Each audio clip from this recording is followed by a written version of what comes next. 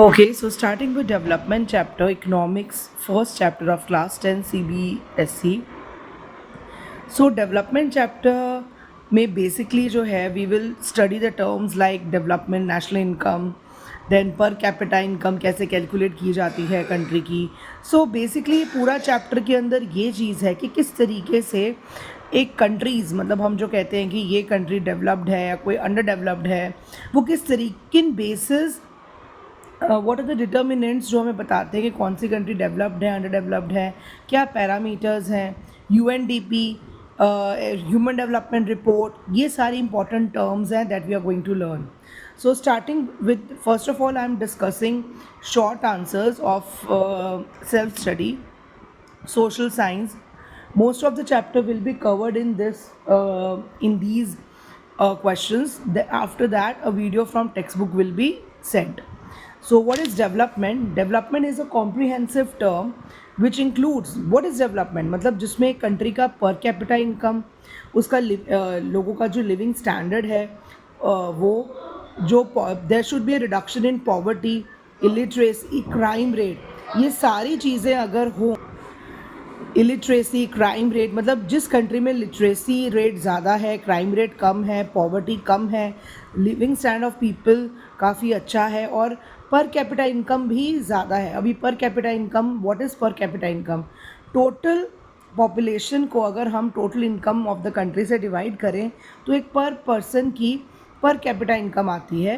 सो अगर वो ज़्यादा है तो मीन्स वो कंट्री डेवलप्ड है. What is national income? Total value of all goods services produced within a country plus net income earned from abroad.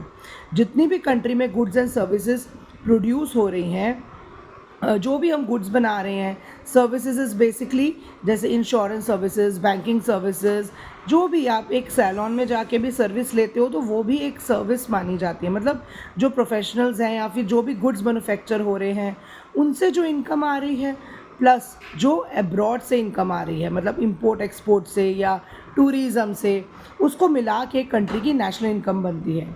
अब state the criteria use to compare different countries by human development report publish by UNDP. ना सबसे पहले आपको UNDP की full form पता होनी चाहिए, United national development programme.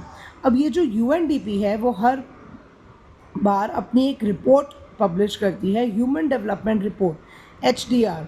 अब उसका मेन क्राइटेरिया क्या है, उसका मतलब वो किन बेसिस पे कंट्री को डेवलप्ड या अंडर डेवलप बताती है. पर कैपिटा इनकम देखती है कंट्रीज़ की, life expectancy at birth. Life expectancy at birth का मतलब कि कितने इन्फेंट्स जो हैं या फिर वो as soon as they take birth कितने सर्वाइव करते हैं. जिस कंट्री की मेडिकल कंडीशंस अच्छी होंगी उसकी लाइफ एक्सपेक्टेंसी एट बर्थ ज़्यादा होती है. लिटरेसी रेट कैसा है, क्लीन ड्रिंकिंग वाटर, सैनिटेशन वगैरह कैसा है, ये सारा. उसके बाद which is the new area of knowledge in which scientist, economist, philosophers and other social scientist are working together. सबसे पहले है sustainability development. Sustainability of development जो है वो ये चीज़ है कि किस तरीके से हम अपने प्रेजेंट रिसोर्सेज को बिना नुकसान पहुंचाए हम लोग ऐसे यूज़ करते हैं कि वो डिप्लीट भी ना हो जल्दी और वेस्टेज भी ना हो, एनवायरनमेंट को भी कोई नुकसान ना हो. तो that is sustainability development. Next is, what is meant by human development?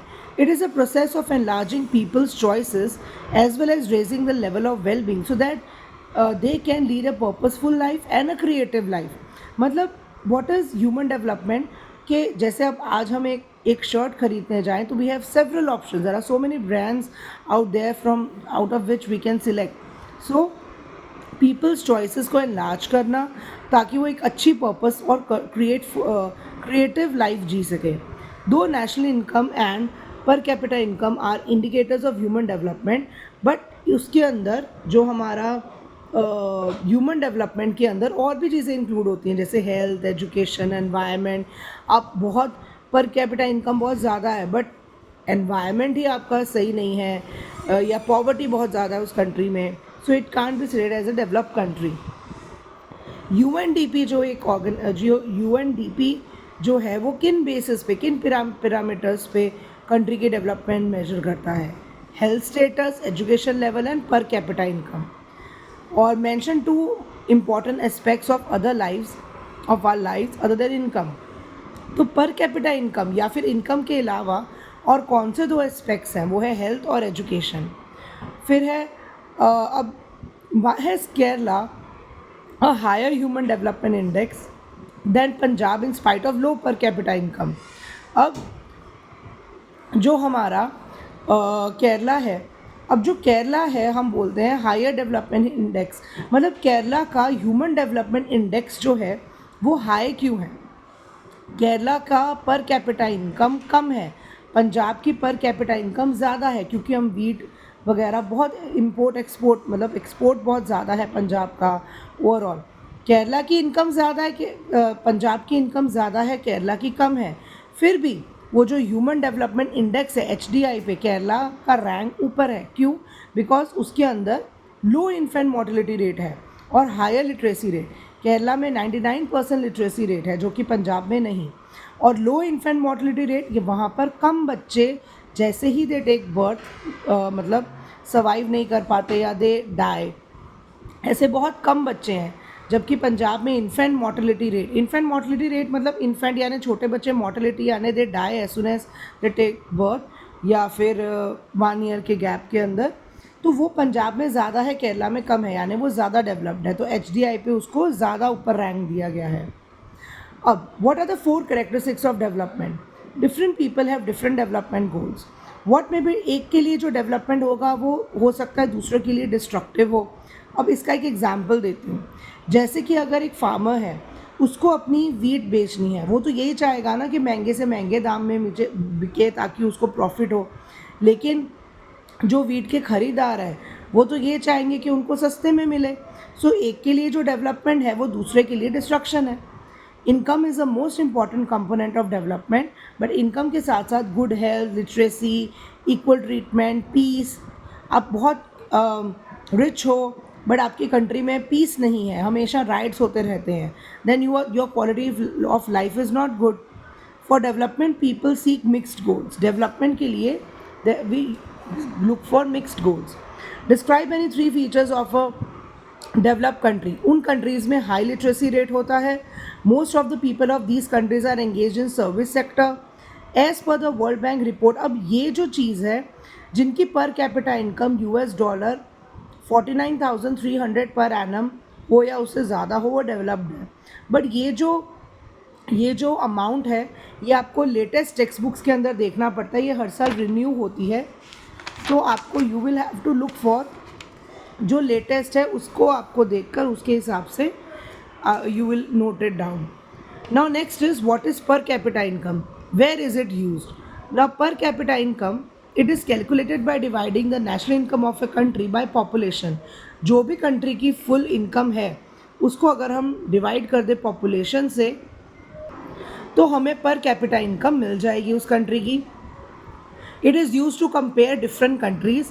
World Bank has divided the countries into rich और low income countries on the basis, मतलब जो World Bank है वो सिर्फ पर कैपिटा इनकम देखता है, वो कंट्रीज़ को पर कैपिटा इनकम के बेसिस पे डेवलप्ड या अंडर डेवलप्ड या डेवलपिंग स्टेट करता है. बट UNDP जो है, UNDP पर कैपिटा इनकम के अलावा, I will ask question, what are the other parameters?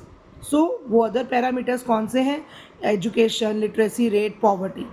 उसके बाद ये क्वेश्चन है, व्हाट में बी डेवलपमेंट फॉर वन. यहाँ पर आपको डेवलपमेंट गोल्स पढ़ने हैं. It's very easy.